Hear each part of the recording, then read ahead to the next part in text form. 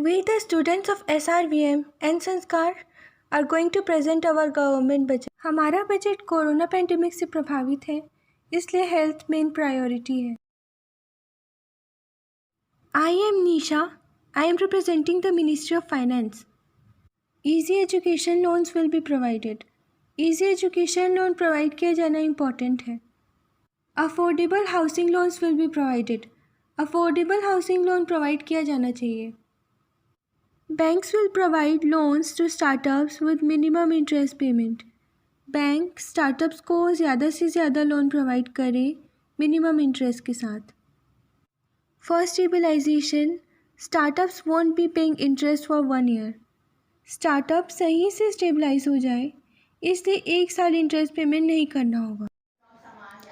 Due to the outgoing pandemic, school cannot be conducted as they used to be. All the school are conducting in online mode. Corona की बढ़ने की वजह से हमारे schools खुल नहीं पा रहे हैं. हमारे पढ़ाई का काफ़ी ज़्यादा नुकसान हुआ है. To improve e-learning education, the government will boost the network, especially in rural area. Eklavya mode residential school will be built in trouble area. ग्रामीण क्षेत्रों में नेटवर्क नहीं आने की वजह से पढ़ाई में काफ़ी ज़्यादा नुकसान हुआ है. School will be qualitatively strength to including all components of national education policy. Quality education for all. Scholarship will be provided on the basis of capability of the student. I am Priya. I am presenting the Ministry of Health. First, a new rural health center to be constructed. Second, proper nourishment to be provided to all. Third, focus on the health care of BPL. Fourth, improvement of facilities in government and hospitals so people would not be preferred to going in private hospitals. Rural area में health facility सही करने हैं, वहाँ नए health centre establish करने हैं, nourishment के ऊपर ध्यान देना है और स्पेशली बीपीएल और बच्चों पे. गवर्नमेंट हॉस्पिटल को सही करना है ताकि लोग प्राइवेट हॉस्पिटल ना जाएं. सिंगल यूज़ प्लास्टिक ऐसी प्लास्टिक जिसके एक ही इस्तेमाल के बाद उसे रिसाइकल करना पड़ता है या फेंकना पड़ता है. As of 1st July 2022, an exact year from now, we are trying to get rid of any such plastic by banning the complete manufacture and distribution of such plastic, for example, plastic straws, bags, etc. Secondly, a voluntary scrapping of vehicles would take place, according to which all the vehicles which have been on the road for more than 15 years would be tested. The idea is to phase out all the vehicles which have a low fuel efficiency or are unfit. This will help us to reduce pollution and increase the fuel efficiency.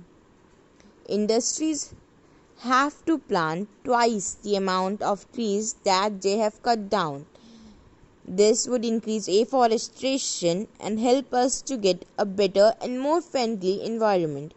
And lastly, all the industries which release harmful chemicals should be placed outside the residential areas. So the health hazard. I am Sakshi and I am representing the Ministry of Commerce.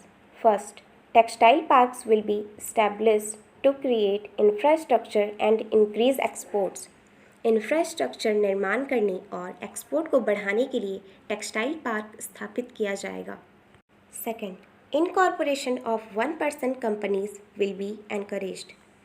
1% कंपनियों को आगे बढ़ाने के लिए प्रोत्साहित किया जाएगा.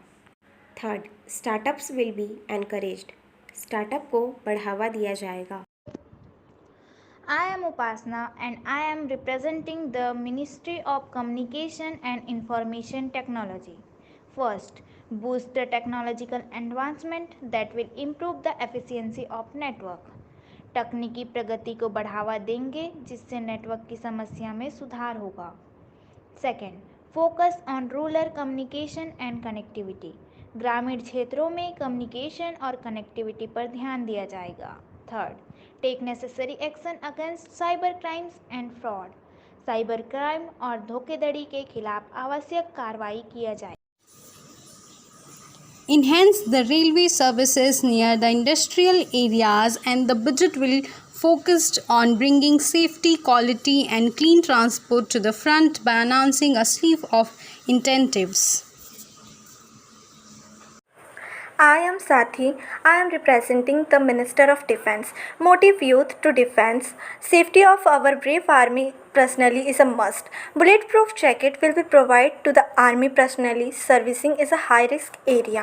Our brave army personnel will be provided with a constable salary, free medical aids, free education for their children. हमारे आर्मी वालों के लिए सेफ्टी का ध्यान रखना, हाई रिस्क के एरिया जगह पर बुलेट प्रूफ जैकेट प्रोवाइड करना, फ्री एजुकेशन उनके बच्चों को प्रोवाइड करना। Good evening to all. I am Pallavi Patel and I am going to present the limitation of budget line.